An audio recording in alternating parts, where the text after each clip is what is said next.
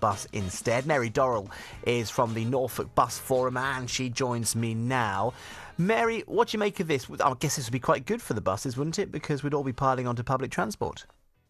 Absolutely. What would it make me for me to give up using the car? Well, I prefer to use the bus to go into Norwich anyway. It's much less stress-free, it's comfortable, I get to talk to people, or I can read a book, and it's cheaper.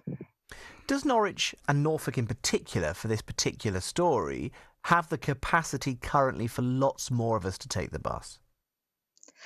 Well, I guess there's the capacity for routes out there. The bus operators, obviously, they are with profit companies and they will respond to demand. If people are demanding the bus service, I think they will go and find the buses. Apparently, nationally, there's actually a surplus of buses at the moment, so we could certainly move some of those into Norfolk. One of the barriers of the bus is the cost. Is there anything that can be done to reduce prices? Let's say we're going to do this for a day. Do you think that maybe bus fares would have to drop for that day? Loads of buses would have to be put on to try and get people into the city centre. The park and ride scheme, I'd suggest, might need to be free as well. Were there things that the bus company would need to do, or bus companies would need to do to try and to support this event? I mean, I think actually research nationally shows it's not the cost that is putting off people from using the bus. The main concerns are the reliability of the service and the attitudes of drivers.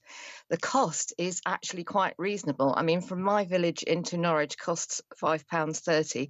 If I'm parking all day in Norwich, it's going to cost me £6 to £10. So it is actually cheaper to use the bus. Yeah. How far are you coming in on the bus? Where do you live?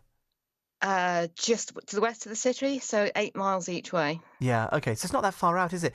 There might be some who would say this is all very well and good if you're in Norwich or if you're in the immediate surrounding area, but if you're coming in from, South Norfolk, West Norfolk, North Norfolk, right over into the east, and you're facing an hour-long bus journey, then this could be a real pain.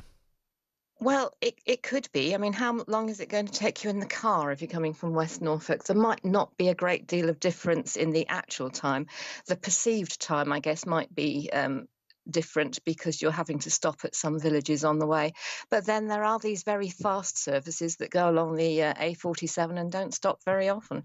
One of my colleagues lives 8 miles out of the city and the bus takes him 50 minutes to get into Norwich, whereas he can get into the centre of Norwich probably in about 10 minutes in his car.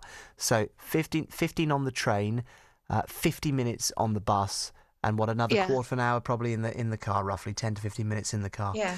So if you look at it like that, I suppose you can understand why people don't want to be snaking all around the houses on the bus. Absolutely. But as one of the earlier callers said, this is all about starting a conversation, isn't it? And it would be even quicker to get in the city if fewer people were using cars, because it's the cars that cause the traffic jams and one bus can replace 75 cars. So I don't know how you get that change so that people perceive the bus as a better means of travel than the car. But if more people were using the buses, there would be more of them on more routes and they would be taking less time. What do you think about, they're talking about a congestion charge in Norwich. This is one of the things that was brought forward. So if we had a congestion charge in more UK cities, including in Norwich, but the park and ride was free, this is where it's worked internationally. Huge park and ride centres, buses going in more frequently into the city centre, so more buses. They are all free.